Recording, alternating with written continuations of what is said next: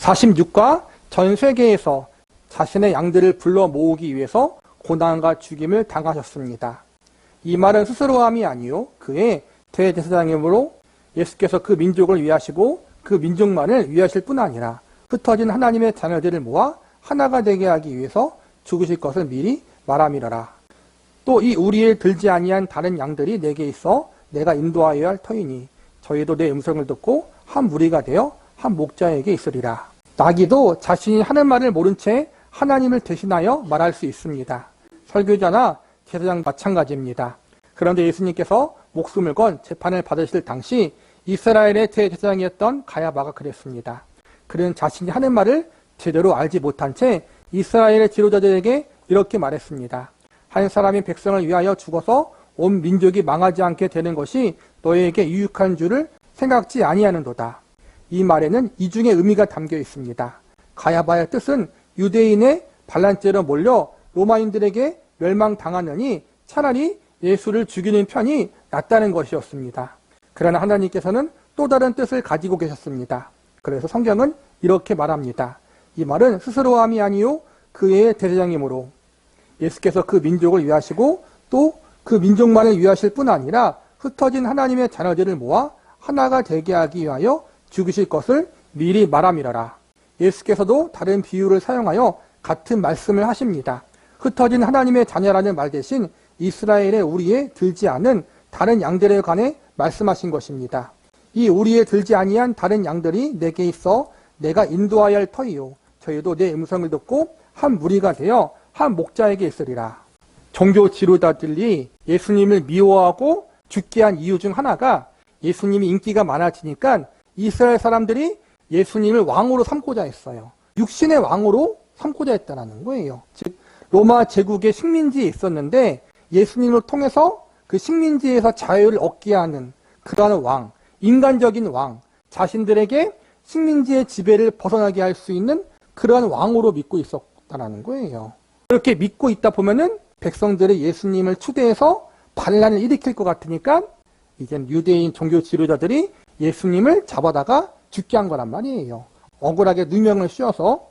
그런데 결국 유대인 종교 지도자들은 자신들의 안위를 위해서 예수님을 죽였지만 시기하고 질투함으로 예수님을 죽게 했지만 하나님은 그걸 합력하여 악한 그들의 계획을 선하게 바꾸사 예수님의 죽음이 억울한 누명이 아니라 인간의 죄를 속죄하는 속죄의 죽음으로 이루어질 수 있도록 역사하셨어요.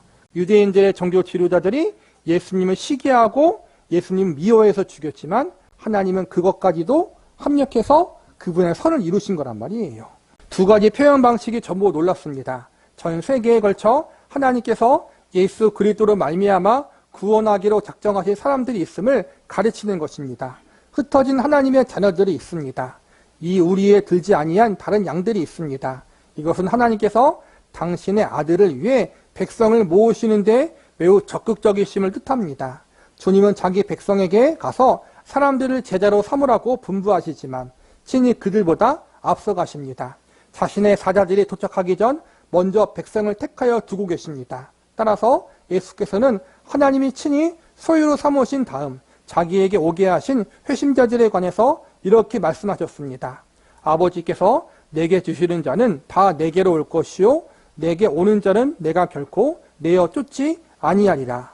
저희는 아버지의 것이었는데 내게 주셨으며 하나님께서 세계 모든 거민을 내려다보시고 그들 가운데 자기 백성을 택하신 다음 그리스도의 이름으로 선교사를 보내셔서 택하신 백성으로 복음을 듣게 하시고 그들을 구원하신다는 것은 참으로 기이한 일입니다.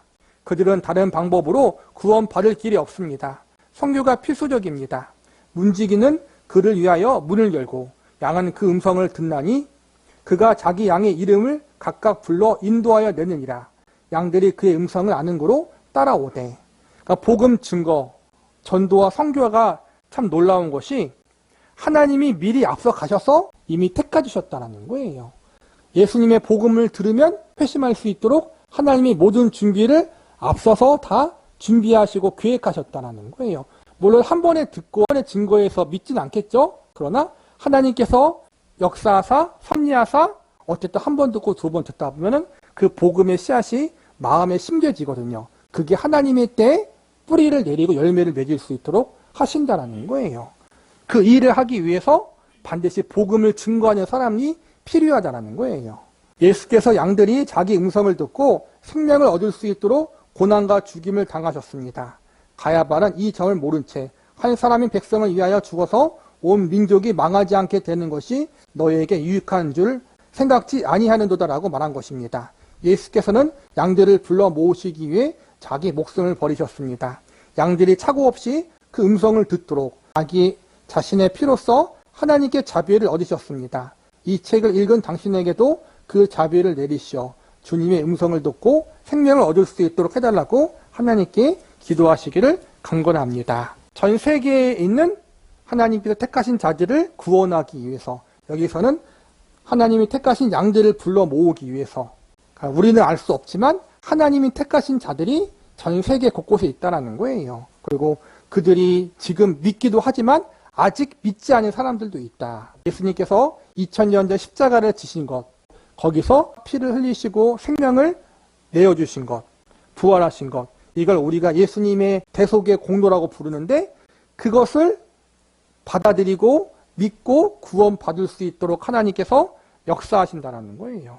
저와 여러분이 하나님의 양이고 예수님의 양이기 때문에 지금 이 자리에 와서 하나님 앞에 예배를 드릴 수 있는 것인데, 그 역사가 우리에게서 끝나지 않고 다른 민족과 다른 나라 가운데 일어날 수 있도록 하나님께서 계획하시고 선교사님들을 보내시고 또 여러 가지 수단을 통해서 말씀이 증거되어 해요. 감사하게 오늘날에는 선교사님들이 직접 가기도 하고 또 인터넷으로 통해서 또 여러 책을 통해서 하나님 말씀이 증거되어지는 걸 통해서 그렇게 예수님을 믿는 자들이 생겨날 수 있도록 하시거든요. 우리가 믿는다는 게 사실은 참으로 은혜인 거예요. 택하지 않았다라면, 하나님의 은혜를 주지 않았다라면 백날 복음을 증거해도 안 믿어요. 정말 안 믿어요. 어릴 때부터 교회를 다녔던 사람도 마찬가지예요. 끝내는 믿지 못하는 사람도 있더라고. 믿어지지 않는데요. 그리고 저와 여러분은 믿어지잖아요. 그렇죠? 이건 우리가 한 게 아니에요. 하나님께서 그렇게 역사하신 거고 우리에게 은혜를 주시고 택해 주신 거예요. 근데 우리는 그걸 누가 누군지 모르잖아요. 우리가 복음을 증거할 때, 누군가를 전도할 때, 누군가의 구원을 위해 기도할 때 우리에게 역사하셔서 우리가 예수님을 믿을 수 있도록 그렇게 섭리하신 하나님, 복음을 받아들일 수 있도록 우리의 마음을 열어주신 하나님께서 아무개 사랑하는 누구예요? 사랑하는 우리 가족의 마음을 열어주셔서 그들이 복음을 받아들일 수 있도록 역사해 달라고 기도하는 것은 우리의 책임이라는 거예요.